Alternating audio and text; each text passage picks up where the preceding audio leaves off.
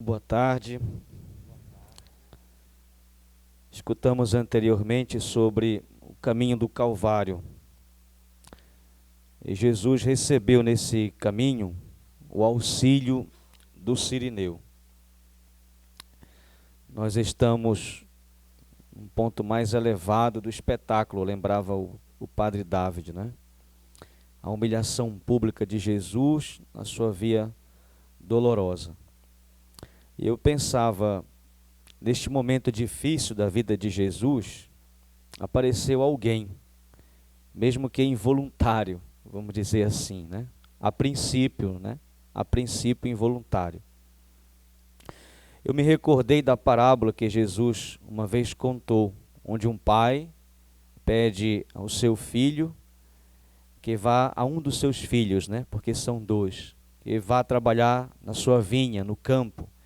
Ele diz que sim, mas depois não vai. Depois Jesus conta que o pai pediu ao outro, ao segundo.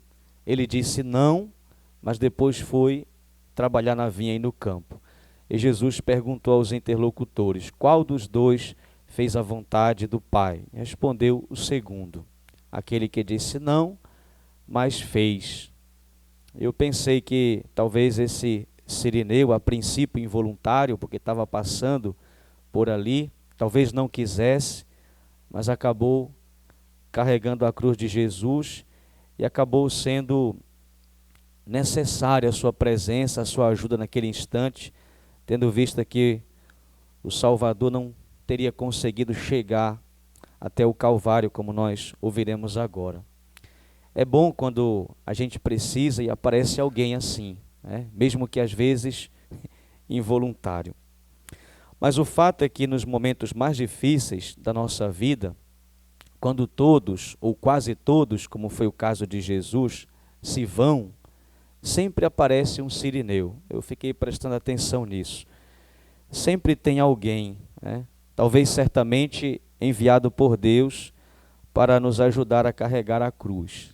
Então, nos momentos de dificuldade, eu pensei e agradeci a Deus por estas vezes, mas também pensei seriamente se eu já fui um Cirineu também na vida dos outros.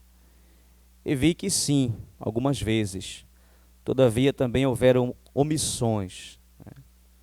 E eu pensava que quando não carrego a cruz, alguém vai carregar, né? O padre David lembrava isso, né? Quando não faço o bem, a minha omissão gerará um mal de mesma proporção para alguém, né? Alguém vai ter que se responsabilizar por isso. E eu pensava que a igreja, a comunidade, é o lugar assim mais fino para acontecer isso, né? Todos têm as suas responsabilidades, os seus compromissos, suas tarefas, seus trabalhos, mas sempre quando tem alguém que se escora ali, ou não faz bem como deveria, tem sempre alguém que vai, inegavelmente, vamos dizer, assumir um pouco do fardo do outro. Eu pensei, o padre David nos deixou sonhar com isso no final da meditação, né? Que este Cirineu se tornou um discípulo consciente, né? Ele abriu assim uma reflexão para isso, que depois dessa experiência com Jesus, ele se tornou um discípulo consciente de Jesus. Eu pensei que ninguém que coloca a mão na cruz age do mesmo jeito depois que coloca a mão nela, porque eu acho que ele mesmo se tornou um cristão, viu, padre David?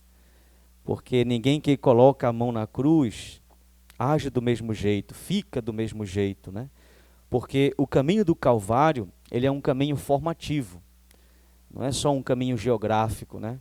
É um caminho existencial, é uma proposta existencial, é um êxodo, vamos dizer assim. Então, alguém que trilha este caminho não tem como não se performar.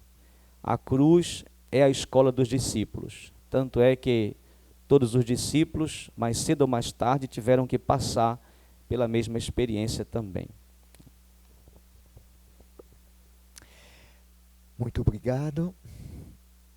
Antes de começarmos o nosso último trecho, eu vou ter que fazer uma pequena correção, porque me chamaram a atenção, fiquei até assustado, meu Deus. Alguém que já tinha lido, olhado para frente, e até conferido as citações aqui, e percebeu um erro. Ele falou para mim, então eu fui conferir, é verdade. Se vocês olharem na página do seu livrinho e compararem aqui, eu aqui mudei uma coisinha, aqui, onde tem a carta aos Romanos, porque no livrinho aparece que o capítulo 5 e o versículo 21 se encontra na primeira carta aos Coríntios. Não, se encontra na carta aos Romanos. Então eu agradeço quem fez isso, não vou falar, mas eu sei que ela está olhando para mim. Já falei ela, então já me comprometi um pouquinho. Mas tudo bem. Então, carta aos Romanos, capítulo 5, versículo 21. E não primeira carta aos Coríntios. É esta pequena correção. Tudo bem. Então, feito isso, podemos logo ir ao nosso último texto, último trecho. É o coração mesmo do espetáculo. Aqui encontramos a palavra espetáculo. Então vamos prestar atenção e acompanhar o texto. Sempre a nossa caneta, o nosso lápis prontos para escrever, marcar, riscar o texto, porque são as palavras principais, as palavras que chamam a nossa atenção e que depois vamos retomar na nossa reflexão pessoal. Então, capítulo 23 do Evangelho segundo Lucas, versículos de 33 até 49. Chegando ao lugar chamado Caveira, lá o crucificaram, bem como aos malfeitores, uma à direita e outro à esquerda. Jesus dizia: Pai, perdoa-lhes, não sabem o que fazem. Depois, repartindo suas vestes, sorteavam-nas. O povo permanecia lá, olhando. Os chefes, porém, zombavam e diziam: A outros salvou, que salve a si mesmo, se és o Cristo de Deus, o eleito. Os soldados também caçoavam dele, aproximando-se, traziam-lhe vinagre, e diziam: Se és o rei dos judeus, salva-te a ti mesmo. E havia uma inscrição acima dele: Este é o rei dos judeus. Um dos malfeitores, suspensos à cruz, o insultava, dizendo: Não és tu o Cristo? Salva-te a ti mesmo e a nós. Mas o outro, tomando a palavra, o repreendia: Nem sequer temes a Deus, estando na mesma condenação? Quanto a nós, é de justiça, pagamos por nossos atos, mas ele não fez nenhum mal. E acrescentou: Jesus, lembra-te de mim, quando vieres em teu reino. Ele respondeu: Em verdade eu te digo, hoje estarás comigo no paraíso. Era já mais ou menos a hora sexta, quando o sol se apagou, e houve treva sobre a terra inteira, até a hora nona, tendo desaparecido o sol. O véu do santuário rasgou-se ao meio, e Jesus deu um forte grito: Pai, em tuas mãos entrego o meu espírito. Dizendo isso, expirou. O centurião, vendo o que acontecera, glorificava a Deus, dizendo: Realmente, este homem era justo. E toda a multidão que havia acorrido para o espetáculo, vendo o que havia acontecido, voltou batendo no peito. Todos os seus amigos, bem como as mulheres que o haviam acompanhado desde a Galiléia, permaneciam à distância, observando essas coisas. É mesmo uma cena que precisamos contemplar, um espetáculo que precisamos assistir. Podemos dividir o texto em três partes. A primeira parte são os primeiros versículos. A primeira cena é uma cena, como veremos, de entronização. De entronização. E vou logo explicar o que é. Mas, indo logo para o texto começa dizendo que eles chegaram, chegando ao lugar chamado Caveira. Caveira é um lugar que ficava fora da cidade, mas perto da porta da cidade.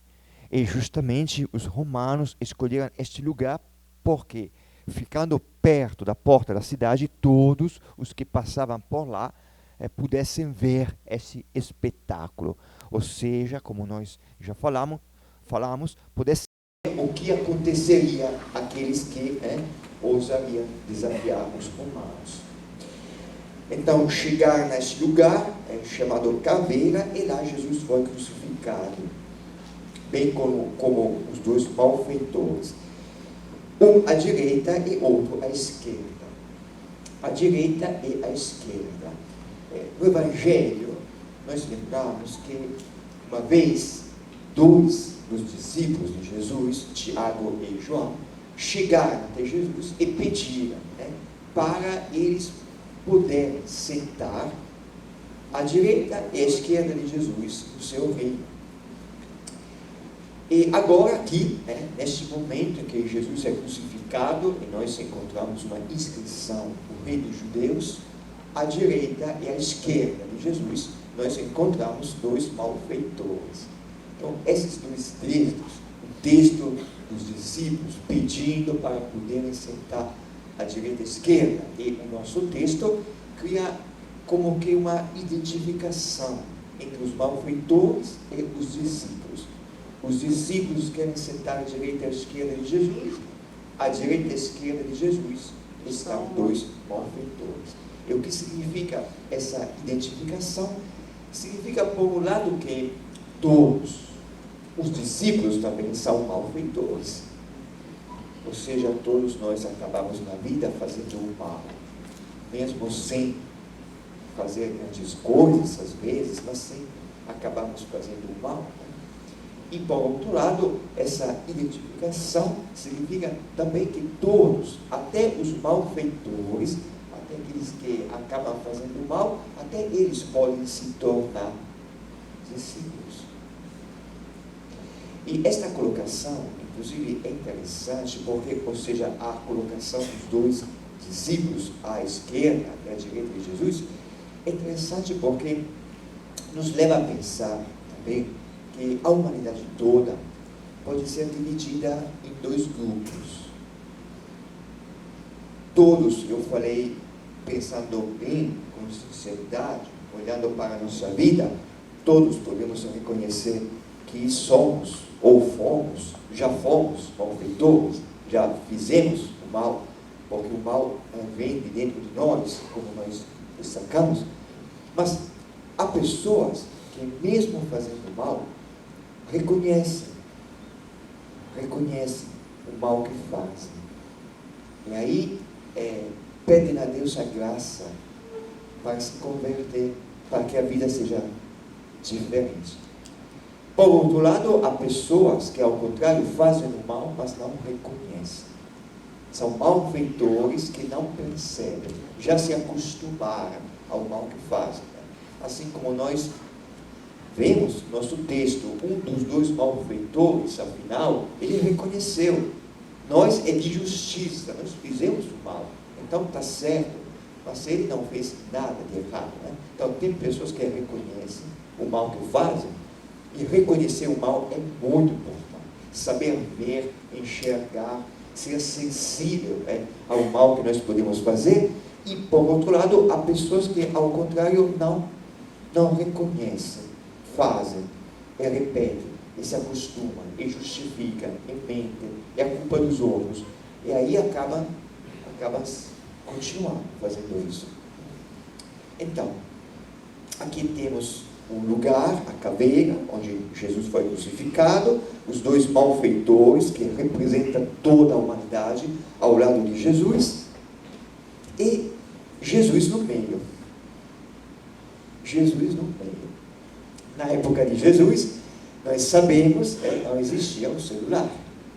Mas se tivesse existido um celular, a primeira foto de Jesus que nós podemos tirar do Evangelho, a primeira aparição de Jesus, é quando Jesus se colocou na fila com os pecadores para receber o batismo de João Batista. E a última foto de Jesus que nós poderemos tirar é aqui, na cruz, no meio dos dois malfeitores. Quero dizer, a primeira é a última foto, é a primeira, a última imagem. A primeira e a última apresentação de Jesus no Evangelho é Jesus no meio dos pecadores. Jesus no meio dos malfeitores. E essa colocação revela logo a solidariedade de Jesus. Solidário conosco na hora do nosso pecado. E isso não surpreende se pensarmos, como Jesus fala muitas vezes no Evangelho, que ele veio não chamar os justos, mas os pecadores. Jesus veio chamar os pecadores, desde o começo até o fim da sua vida.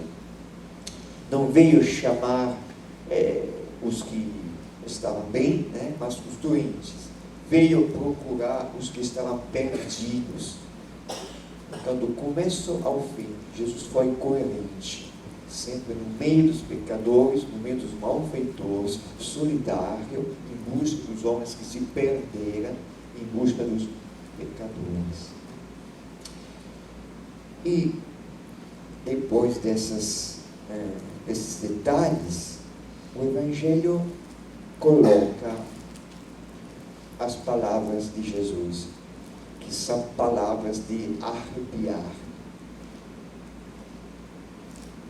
Pai, perdoa-lhes, não sabem o que fazem.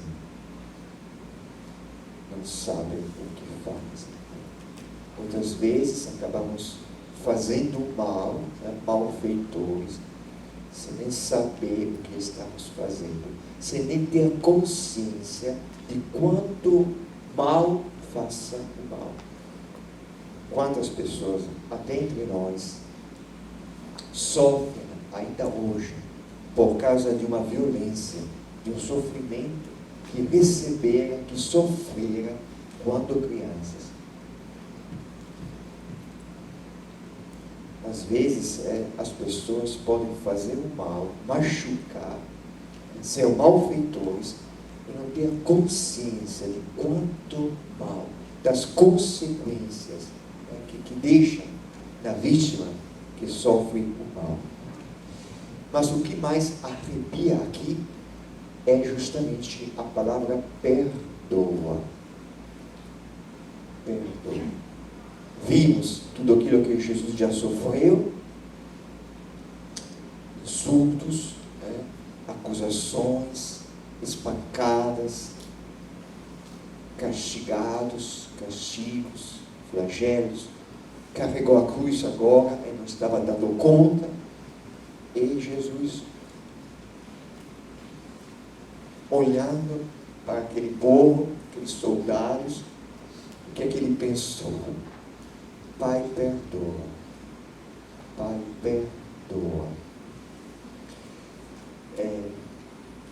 Essas palavras lembram do ensinamento de Jesus, no capítulo 6 do Evangelho, quando Jesus disse: não julgueis, não condenais, perdoai, dai. Ele ensinou a dar, a não julgar, não condenar, a perdoar. E aqui ele está fazendo justamente aquilo que ele disse, aquilo que ele ensinou. E mais, sempre no capítulo 6, ele disse: sede misericordiosos, como o Pai, o vosso Pai é misericordioso. E Jesus está sendo misericordioso.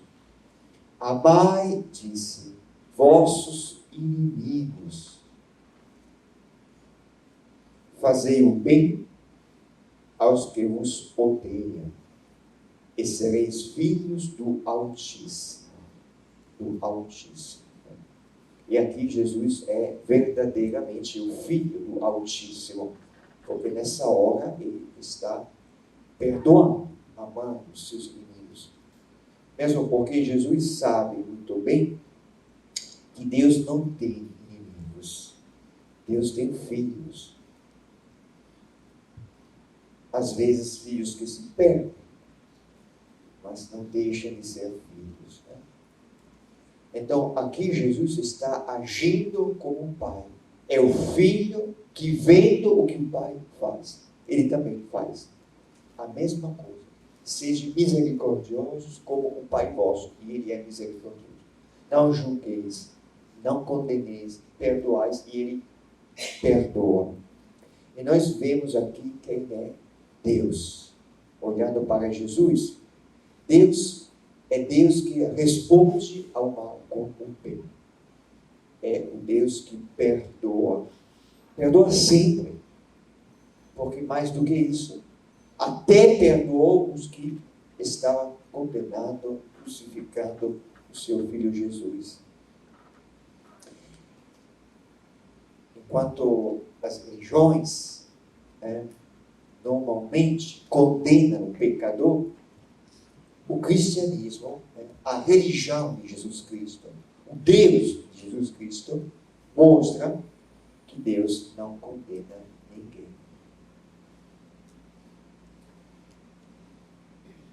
Deus não condena ninguém.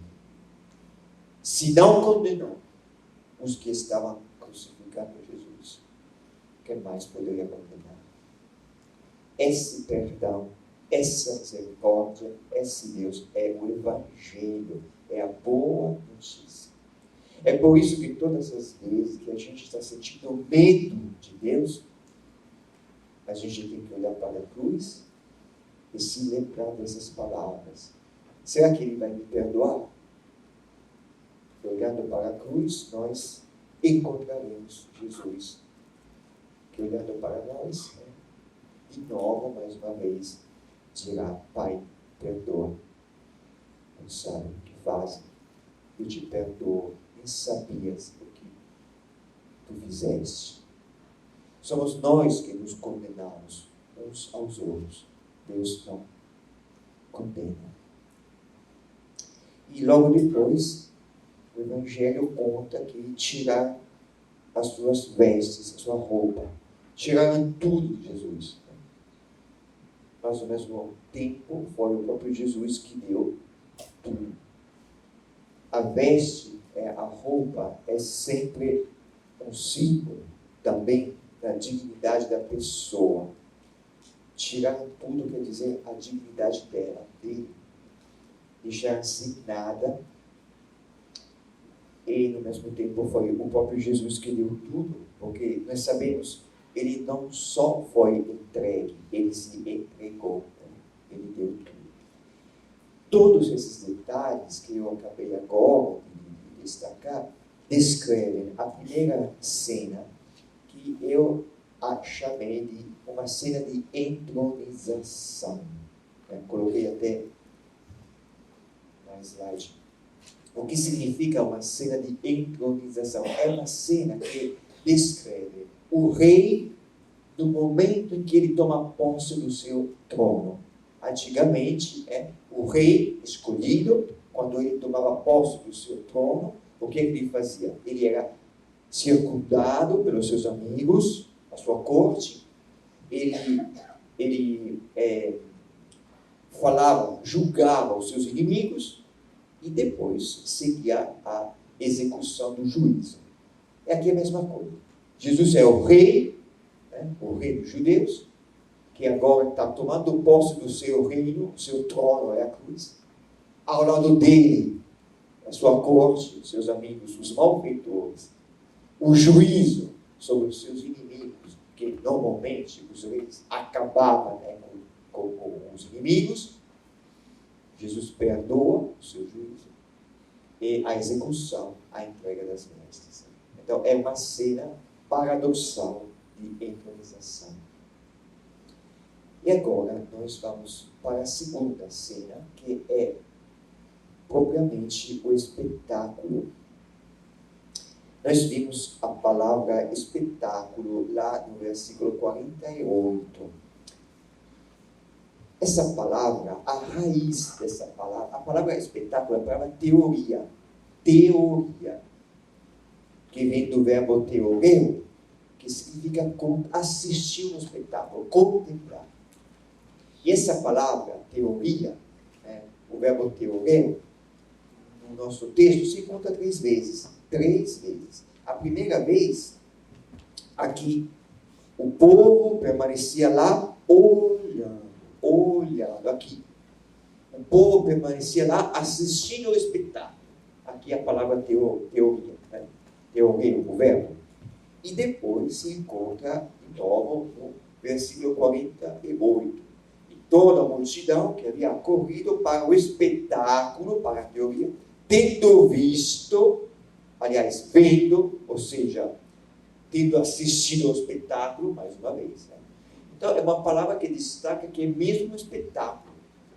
E o coração desse espetáculo começa agora e termina depois, quando a palavra volta no texto.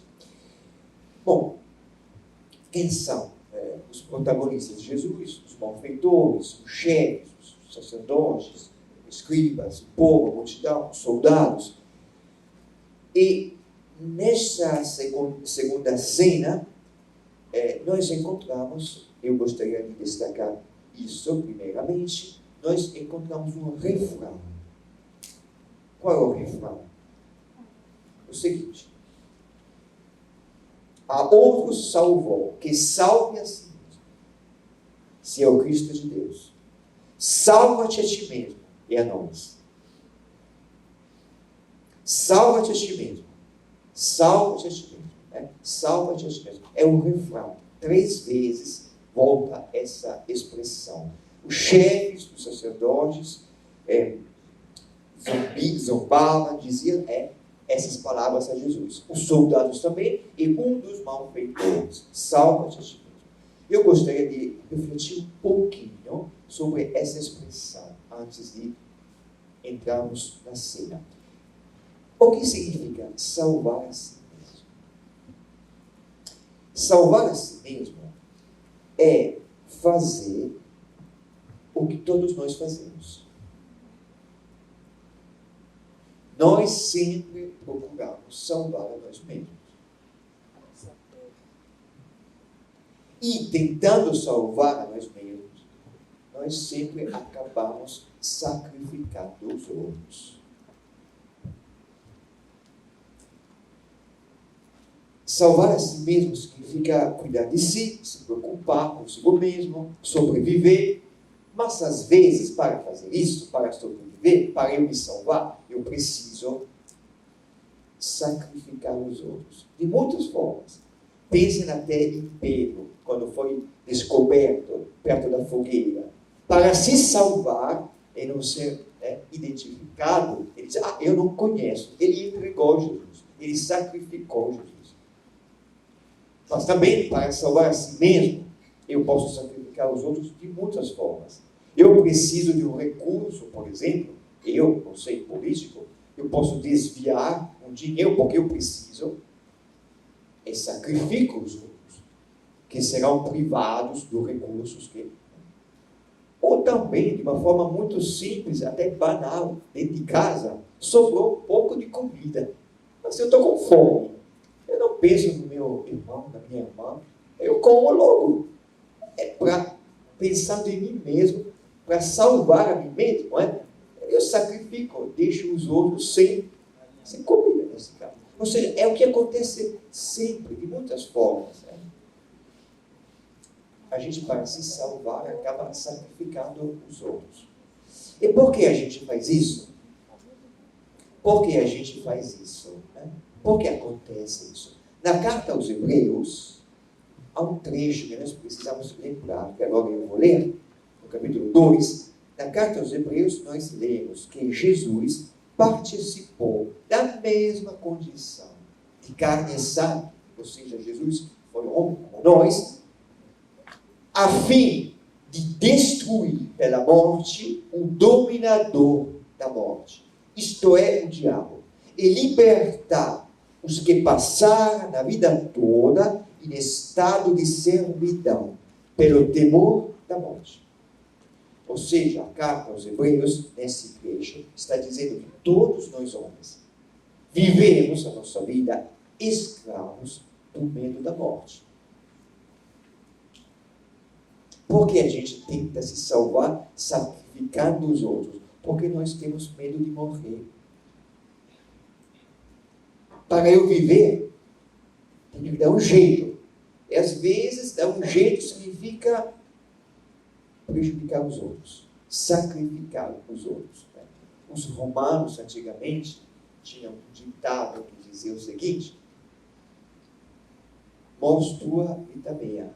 Ou seja, para eu viver, tu podes morrer. Mors tua vita é mea. Então, a carta aos Hebreus revela que nós homens vivemos a vida escravos do medo da morte. E o diabo aproveita, alimenta o medo da morte. E quando a gente tem medo de morrer, a gente dá um jeito para se salvar. E o jeito pode ser machucar os outros, fazer o mal, sacrificar os outros. E o diabo nos afasta de Deus, dizendo que Deus não está nem aí para você. E você tem que se virar sozinho, porque Deus não ama você. E se Deus não me ama, se eu estou sozinho, oh meu Deus, diante da morte, o que eu posso fazer? Tenho que me virar.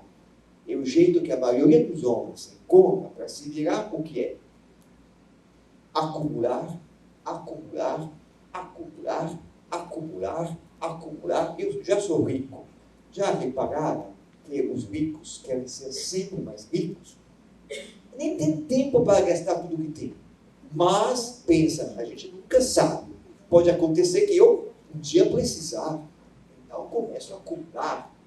Mas, enquanto eu estou acumulando, tem muitos que estão sofrendo, que não tem nem o suficiente para sobreviver. Não importa. Eu tenho que me preocupar comigo, né? Me salvar. Estou sacrificando os outros. Só para ter uma ideia de como nós vivemos. Bom, então, esta frase é interessante. A frase que os chefes, os sacerdotes, os soldados e o malfeitor dirigem a Jesus é justamente o que todos nós fazemos. Ele está pedindo que Jesus faça a mesma coisa. Então, os chefes, os sacerdotes, zombavam até o fim essa maldade, até o fim, lá na cruz, conseguiram crucificar Jesus. Conseguiram o que queriam, mas até o final tem que zombar. Né? Não é o suficiente. Há outros salvos que salvam a si mesmo. Se é Cristo, o Cristo de Deus, o eleito. Eles querem que Jesus faça aquilo que nós fazemos.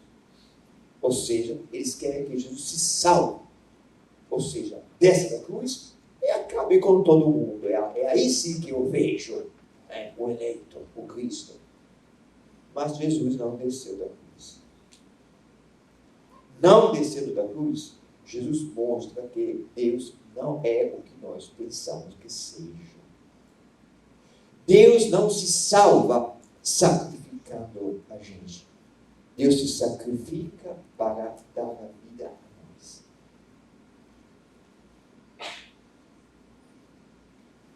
Deus se sacrifica para dar a vida a nós. É como uma mãe, né, que ama os seus filhos e daria a vida pelos filhos, para que os filhos vivam. Como um pai que gostaria de sofrer no lugar do filho que está sofrendo. Desta forma, Jesus nos liberta de uma falsa ideia de Deus que nós temos. Qual a ideia? A ideia pela qual, Deus nos ama, deu a vida, mas, ao mesmo tempo, Ele já está pronto a nos julgar, nos condenar, nos castigar e destruir.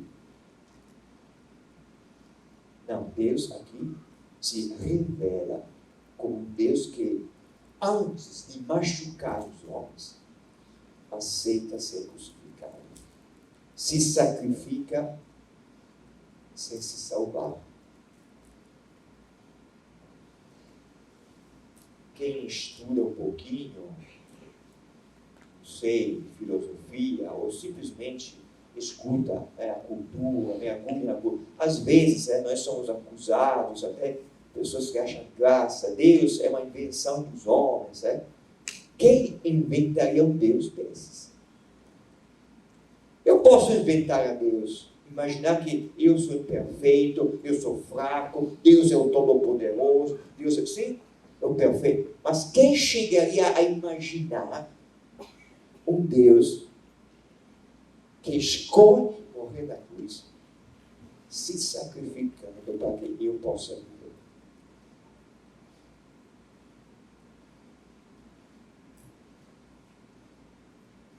Incrível, inimaginável. Então, aqui Jesus nos liberta de uma falsa ideia de Deus, que é justamente a ideia que a serpente é símbolo do mal, símbolo de Satanás, desde o começo espalhou. Será que Deus ama vocês? Por que vocês não podem comer daquele fruto proibido? Deus não ama. Se Deus amasse, Ele deixaria comer. Meu Deus, pense, Adão e Eva, no jardim, que representa o mundo. Todo tipo de árvore, podem comer tudo. Só uma árvore não podem comer. E a serpente, Deus não ama, está vendo? Proibiu. Mas como assim? Deu tudo. A serpente, desde o começo, espalha essa ideia. Deus não ama você. Se vire sozinho porque Deus não te ama. E quando a gente tem que se virar, se torna egoísta. Pensa nisso mesmo. E aí sacrifica os outros. Mas aqui Jesus não desceu da cruz. E ele mostra que Deus não é como nós pensamos que seja. Segundo, os soldados. Os soldados falam uma coisa parecida. Também caçoavam dele. Eles também. A maldade deles também continua. Caçoavam dele, aproximando-se, traziam-lhe vinagre, diziam: se és o rei dos judeus, salva a gente mesmo. E havia uma inscrição: o rei dos judeus. Os soldados não se importam com questões religiosas. Não falam se tu és o Cristo. Mas os soldados são sensíveis ao rei. Será que é o rei? Esse é o rei dos judeus? Que rei é esse? Se tu és o rei? Porque para eles, para os soldados, o rei tem que ser o último a morrer. Tem que ser capaz de se salvar. Nós assistimos um filme na terça-feira. Aquela menina, a Fiona, que jogava xadrez. Quem sabe jogar xadrez sabe que a peça mais importante é o rei. Se você perder o rei, acabou o jogo. Você pode perder todas as suas peças, menos que o rei. Significa, todos têm que estar dispostos a se sacrificar para que o rei viva. Então os soldados olham para Jesus, mas que rei é esse? O rei deveria ser o último a morrer. Todos deveriam se sacrificar. O rei deveria sacrificar a todos, se for necessário, para ele viver. Mas aqui Jesus mostra que ser rei é outra coisa. Ser rei não é sacrificar os outros, e sim se sacrificar para que os outros vivam. E o rei é também um símbolo. O rei é o símbolo do homem que nós gostaríamos de ser. Todos gostaríamos de ser rei. E aqui Jesus mostra o que significa ser rei, o que significa ser homem. Ser homem significa cuidar das pessoas que amamos. Ser homem significa cuidar das pessoas que nos foram confiadas. Ser rei significa ser homem disposto a se sacrificar para que os outros vivam. Isto significa ser homem de verdade, ser mãe de verdade, Ser pai de verdade, ser mulher de verdade, significa estar pronto a dar a vida para que as pessoas que você ama, que lhe foram confiadas, possam viver. Mas nós temos outra ideia de rei, outra ideia de homem. Hoje não temos rei, hoje temos governadores, políticos, vereadores, a mesma coisa. Na lógica do mundo e a lógica dos soldados, o perfeito político, o perfeito vereador, o perfeito governador é aquele que consegue mais, até sacrificando os outros. Do ponto de vista de Jesus, o verdadeiro governador, vereador, político é aquele que cuida do povo, cuida das pessoas que lhe foram confiadas. E chega ao ponto de se sacrificar, se for possível, se for necessário, para que elas vivam. Enfim, a última conversa, o último diálogo entre Jesus e os malfeitores. Aliás, um deles, o primeiro malfeitor, o insultava. Ele também insulta Jesus, dizendo: não és tu, Cristo, salva-te a ti mesmo e a nós. Mesmas palavras. Por quê? Para esse malfeitor, talvez os dois fossem companheiros de Barrabás, não sabemos. Talvez fossem zelotes, que lutavam contra os romanos. Mas para eles, que eram judeus, o Cristo é o Cristo que ia salvar o povo. O Cristo político. Você se lembra dos dois discípulos que iam a Emaús, Quando Jesus se aproximou, eles disseram: nós esperávamos que fosse ele a libertar Israel. Ou seja, o povo, todo mundo esperava que Jesus libertasse como político, como rei de Israel. Então, esse malfeitor que lutou contra os romanos, está dizendo: se tu és o Cristo, se tu és a pessoa que Deus enviou para libertar Israel dos romanos, bom, nós estamos do mesmo lado. Nós estamos do mesmo lado, porque eu também lutei contra os romanos.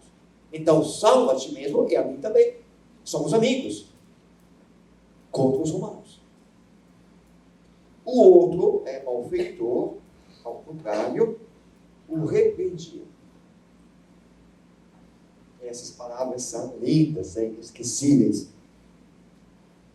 Nem sequer temes a Deus, estando na mesma condenação. Ou seja, nem na hora da morte temes a Deus. Quanto a nós, é de justiça. Pagamos. O que é que nós quisemos fazer? Derrotar os romanos. Não deu certo. Eles nos crucificaram. Se nós tivéssemos vencido, se nós tivéssemos derrotado os romanos, nós teríamos crucificado os romanos. Mesma coisa. Então está certo. Nós recebemos o que nós queríamos fazer a eles. Pagamos, é o certo. Só que depois ele olhou para Jesus e disse: mas Jesus, ele não fez nada, não fez nenhum mal. E aqui acrescenta: Jesus, olha, eu já falei, eu já adiantei. Aqui é a primeira vez, desde que começou a paixão, que alguém chama Jesus pelo nome. Até agora, este homem é com desprezo. Agora ele, Jesus, chama Jesus pelo nome, o reconhece. Jesus, lembra-te de mim quando vieres com teu reino. Eu fiquei pensando, mas de onde vieram essas palavras? Esse pedido, de onde surgiu? Porque ele estava na cruz, mas nós pagamos, é o certo. É o certo.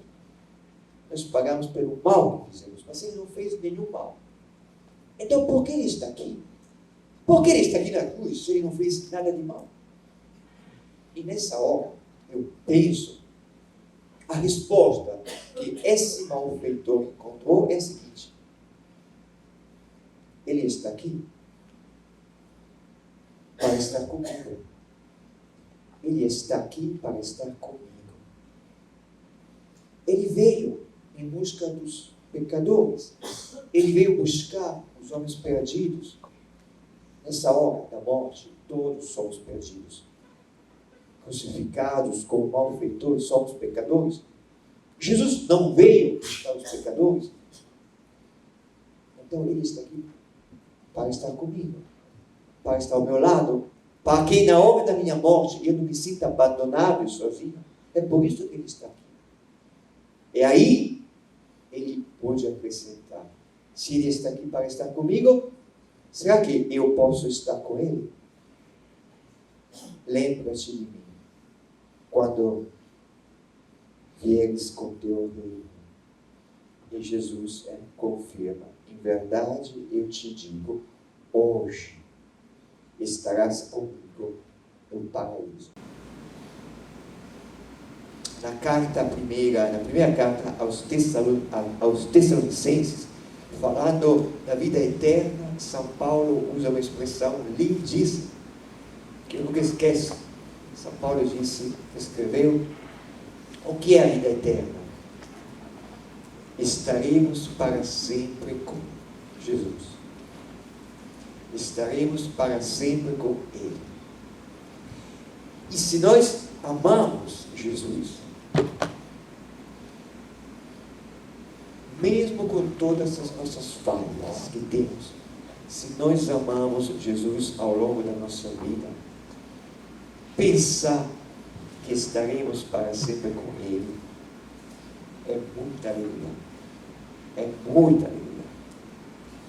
É uma maravilha. Essas palavras nos libertam, nos livram do medo da morte. Porque a gente acaba fazendo mal por causa do medo da morte. Como nós falamos, o diabo nos prende, justamente despertando em nós este medo. E a gente acaba fazendo mal. Mas aqui Jesus nos liberta desse medo. O que será a morte? O que encontraremos depois da morte? A vida eterna. Parece incrível de acreditar, mas eu vou fazer uma pergunta a vocês que são pais e mães, a vocês que amam os seus filhos. Você que ama seu filho, você deu a vida ao seu filho para que ele morra ou para que ele viva? Para que ele viva. Casal que quer um filho, quer ter um filho, para que o filho viva, seja feliz. E será que Deus nos deu a vida para que a gente morra? Será que Deus nos deu a vida e nos condenou à morte? Mas que Deus é esse? É aqui que a gente percebe o engano, a mentira da serpente. Acreditar que a morte é o fim. Então eu tenho que fazer qualquer coisa para sobreviver, até pisar em cima dos outros. E Jesus, na resposta que ele deu ao segundo malfeitor, nos livra desse medo. O tempo da nossa vida, que a gente não escolhe, quanto tempo a gente vive, muito ou pouco não importa. O tempo da nossa vida é para amar. O que nós construímos amando é para sempre. As relações, as amizades, os laços que nós construímos amando são para sempre, são eternos. Não temos que ter medo da morte. Isso será uma maravilha, quando na vida eterna encontraremos as pessoas que amamos e descobriremos que Deus guardou todos esses laços para que a gente pudesse reencontrá-los na vida eterna. E agora, a conclusão. A terceira cena tem alguns detalhes cósmicos, cosmológicos, que nos ajudam a interpretar do ponto de vista teológico o que aconteceu. Era mais ou menos a hora sexta, houve trevas sobre a terra inteira, desapareceu o sol. Quem conhece a palavra de Deus essas palavras o levam a pensar na criação. Quando a gente abre a Bíblia, a primeira frase que nós lemos, houve as trevas sobre a terra. É a primeira obra de Deus, quando Deus criou o mundo, foi a luz, o sol. Aqui, acaba o sol, desapareceu o sol. As trevas conseguem de novo cobrir a terra. Ou seja, essas palavras estão dizendo que quando Jesus morreu, acabou o mundo. Aquele primeiro mundo criado por Deus, mas logo comprometido pelo pecado do homem, acabou. As trevas voltaram, encobriram tudo, o sol desapareceu. Mas, no mesmo tempo, o texto nos diz que começa um novo mundo. Por quê? Porque outros detalhes nos levam a pensar ao nascimento. O véu do santuário rasgou-se ao meio. O véu que escondia é o lugar mais íntimo, mais escondido do templo, onde se pensava que Deus descesse. O véu rasgou-se e agora dá para ver o rosto de Deus. Esse rasgou-se e o rosto de Deus que aparece faz pensar no momento do parto, quando uma criança sai do corpo da mãe, que se rasga e aparece o rosto da criança. Aqui Jesus expirou, gritou, justamente como a criança quando nasce, começa a respirar, grita, chora, e aos poucos a criança começa a falar: mamãe, pai. Aqui é a mesma coisa. São detalhes teológicos. A morte de Jesus, por um lado, é o fim do mundo, daquele mundo que foi prejudicado pelo pecado. Por outro lado, a morte de Jesus é já o começo do mundo novo, o mundo dos filhos de Deus. O mundo dos filhos de Deus que recebem o Espírito de Jesus, que vivem como filho, que chamam Deus de Pai e começam uma vida nova. Aos pés da cruz, há um centurião. No Evangelho segundo Marcos e segundo Mateus, o centurião, nessa hora, reconheceu que Jesus é o Filho de Deus. Verdadeiramente, este homem era Filho de Deus.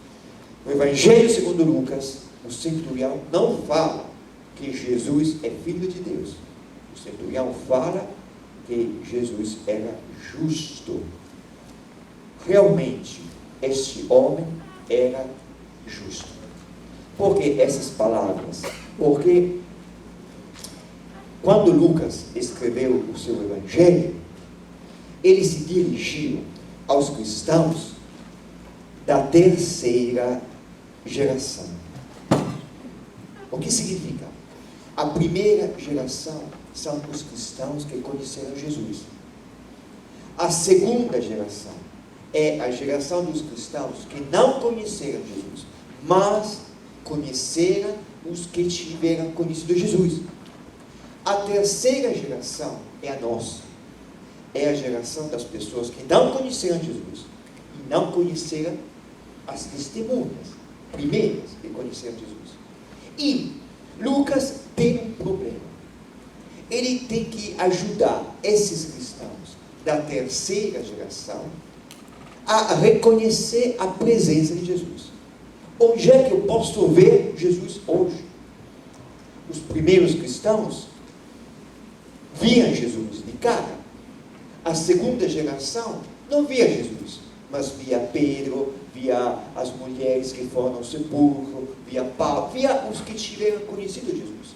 Os cristãos da terceira geração, nós, não vemos Jesus nem as primeiras testemunhas. Onde é que nós podemos ver Jesus? É aqui Lucas dá a resposta. Nós podemos ver Jesus quando encontramos um justo que, como Jesus, aceita carregar o pecado, o mal do mundo, perdoando, não revidando, vencendo o mal com o bem. É aí que nós temos que reconhecer Jesus, ver Jesus. Enfim, Lucas quer nos ajudar a responder a seguinte pergunta: se Jesus nos salvou, por que o mundo continua do mesmo jeito? Por que nada muda? Por quê?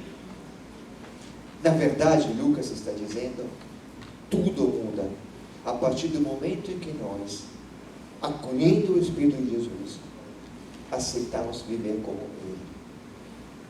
A partir do momento em que nós também queremos ser esse justo que acaba carregando a cruz, tudo vai mudar. O mundo muda. É o mundo dos filhos de Deus. Este é o espetáculo da cruz. O espetáculo de um amor que é maior do que o nosso pecado.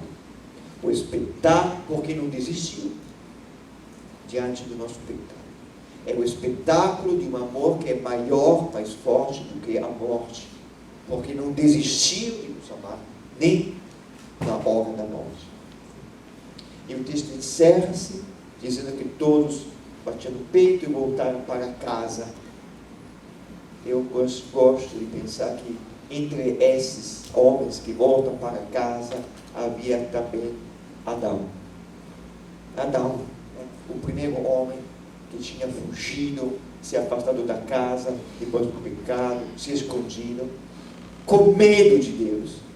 Agora, vendo o amor de Deus, esse espetáculo, até Adão pode deixar de lado o seu medo e voltar para casa e encontrar aquele abraço do Pai misericordioso que estava esperando por ele. Este é o espetáculo da cruz. Nós vamos parar aqui. Antes de começar, alguém estava falando que vai precisar pelo menos de um mês para retomar todas essas reflexões, os textos. Eu penso que nós precisamos da vida toda para mergulhar nessas coisas, tentar entender, colher essa sabedoria que é uma loucura aos olhos do mundo, mas que é a única verdade que nos liberta, nos torna homens melhores, livres de verdade. Então eu aconselho, aproveitem esse tempo agora, não deixem de estar um tempinho, pelo menos na frente da luz, contemplando. Já pensamos muita coisa, talvez seja a hora de estar assistindo ao espetáculo, pronto. E é isso. Agora, depois dos avisos, saindo daqui, aproveitem até o momento da partilha da missa. Eu, outros padres, como foi falado, estaremos disponíveis para escutar ou atender. Nós pensamos que Nossa Senhora nos ajude a guardar essa palavra no coração e que essa palavra possa nos tornar filhos de Deus. Ave Maria. Cheia de graça, o Senhor é convosco. Bendita és vós entre as mulheres, bendito é o teu fruto, ó Jesus. Santa Maria, Mãe de Deus, rogai por nós, pecadores, agora e na hora de nossa morte.